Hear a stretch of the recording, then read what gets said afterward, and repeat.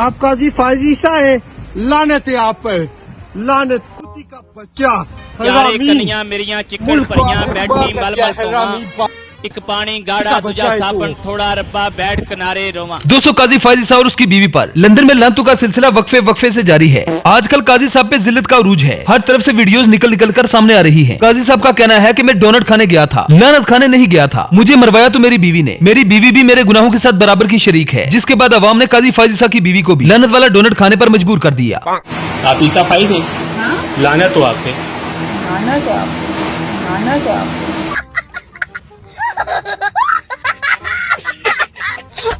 आज काजी फायजी साहब और इसकी बीवी का घर से बाहर निकलना मुश्किल हो गया है। जहां भी जाते हैं लोगों की लानतें इनका इस्तकबाल करने के लिए तैयार होती हैं। अब वक्त आ चुका है कि मोहसिन नकवी को बताया जाए कि अपने इस लंदन के खोते को आकर बचा ले। लंदन की ठंडी सड़कों पर काजी साहब की ठंडी ठंडी बिस्ती हो रही है। काजी साहब हाथ में छतरी थामे अपनी जोजदा माजदा के साथ टहलते हुए नजर आए। एक पाकिस्तानी शहरी ने जैसे इन्हें देखा तो अपनी सारी बढ़ास इन पर निकाल दी। कड़ी तनकीद की ऐसे जुमलों का इस्तेमाल किया जिनको बयान करना भी मुश्किल है। आप काजी फायजी सा है, लानत है आप पर, लानती का बच्चा।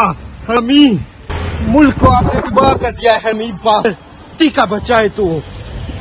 अवाम का कहना है कि ये काजी साहब का हक है। काजी साहब के बारे में सोचकर आंखें बंद करो तो ऐसा लगता है जैसे आंखों के सामने काजी नहीं बल्कि लानत लिखा हो। काजी साहब का ओहदे और ताकत का गुरूर आज हाक हो चुका है। ऐसा हो ही नहीं सकता कि एक इंसान अल्लाह की राह में खर्च करे और अल्लाह की राह में खर्च करने के बावजूद भी वो गरीब हो जाए, और न कभी ऐसा हुआ कि किसी ने जुल्म किया हो और अल्लाह की पकड़ से बच जाए। आज काजी साहब भी अल्लाह की पकड़ में आ चुके हैं। सैकड़ों बेगुनाह लोगों का खून काजी साहब को आवाजें देता रहा, लेकिन काजी के कान पर जूं तक नहीं रेंगी। हवा की बेटी बेआबरू होती रही, लेकिन काजी साहब को कोई फर्क नहीं पड़ा। वक्त की ये करवट याद दहानी है कि सदा बादशाही रब की है। ये वजारतें और ओहदे सिर्फ चंद दिन ही होते हैं। कितने अफसोस की बात है कि एक इंसान सारी जिंदगी इसलिए मेहनत करता है कि मरने के बाद लोग उसे अच्छा कहें, लेकिन अफसोस के साथ काजी के मरने के बाद भी लोग काजी के जनाजे को भी लानत भेजेंगे। जरदारी और नवाज शरीफ पिछले 40 साल से पाकिस्तान को लूट रहे हैं। एक घड़ी तो क्या इन्होंने तोशा खाना ही साफ कर दिया, कुछ ने तो तोशा खाने से BMW भी ले ली, लेकिन आज तक इन पर कोई केस नहीं बना। और इमरान खान पर एक घड़ी का केस लगा दिया, हालांकि जितनी कीमत इमरान खान की घड़ी की थी जिसको उसने लीगल तरीके से खरीदा था, लोग इससे भी कई गुना कीमत इमरान खान की जूती पर वार दें। कहते हैं कि तोहफे में मिली हुई घड़ी को बेचना जुर्म है। अगर पाकिस्तान को तोहफे में मिली घड़ी बेचना इमरान खान का जुर्म है तो फिर PIA बेचना भी जुर्म है, क्योंकि PIA साबका ओरिएंट एयरलाइन एक महाजर असफगानी ने कायदे आजम की दरख्वास्त पर पाकिस्तान को तोहफे में दी थी। आखिर ये हुकूमत PIA को कैसे बेच सकती है? एक अदना सी घड़ी के लिए सदी के सबसे बड़े लीडर को कैद कर दिया गया। इमरान खान का मुकाबला एक घड़ी से करते हैं जिसने न तो लंदन फ्लैट बनाए, न अपनी मालो दौलत अपने बच्चों के नाम की, न अपनी ऑफशोर कंपनियां बनाई और न ही कोई स्कैंडल किया। उसने अपनी सारी जिंदगी में बनाया भी तो एक शौकत खाना जिसमें इमरान खान का नहीं बल्कि आम लोगों का इलाज होता है। इमरान खान को एक घड़ी से कंपेयर कर रहे हैं, इमरान खान को घड़ी चोर कह रहे हैं, हालांकि दुनिया की सारी दौलत इमरान खान के इस जुमले पर कुर्बान।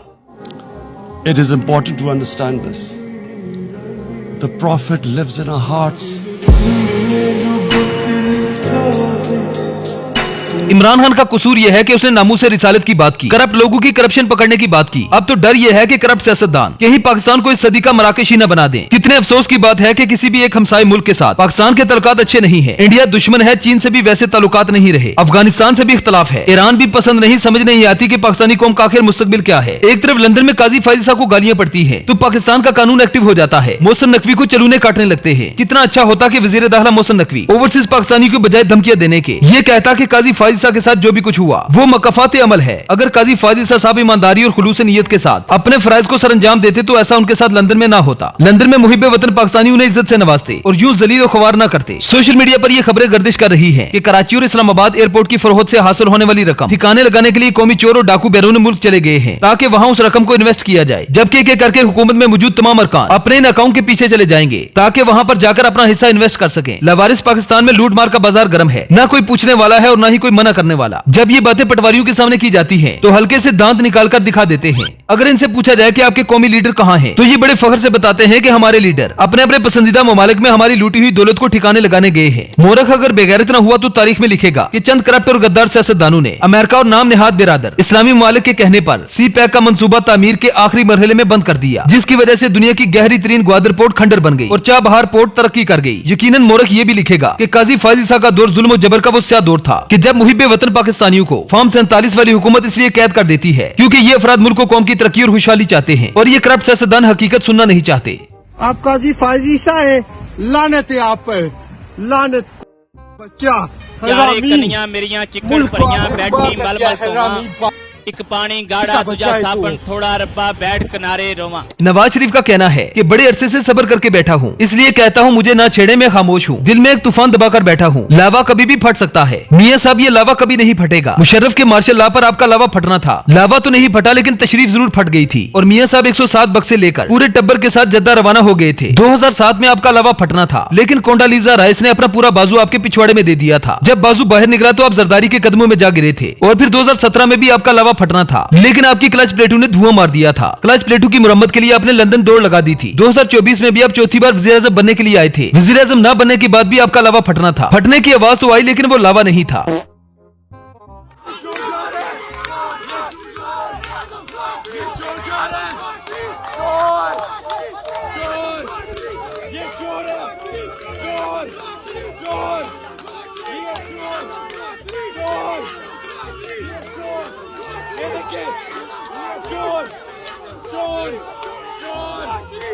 को बगैरत हरामी पाकिस्तान को लूट के बगैरत इंसान। लंदन में काजी फाजिल साहब पर इतनी लानतें पड़ रही है कि मौसूफ ज़हनी दबाव का शिकार हो चुके हैं और आजकल नफ्सियाती डॉक्टर्स के अस्पतालों का चक्कर लगा रहे हैं। कई दिनों से काजी साहब सो नहीं पाए, नींद न आने की शिकायत है। दुआ है कि इतनी लानतों के बाद भी इन्हें नींद आ जाए। Thanks for watching.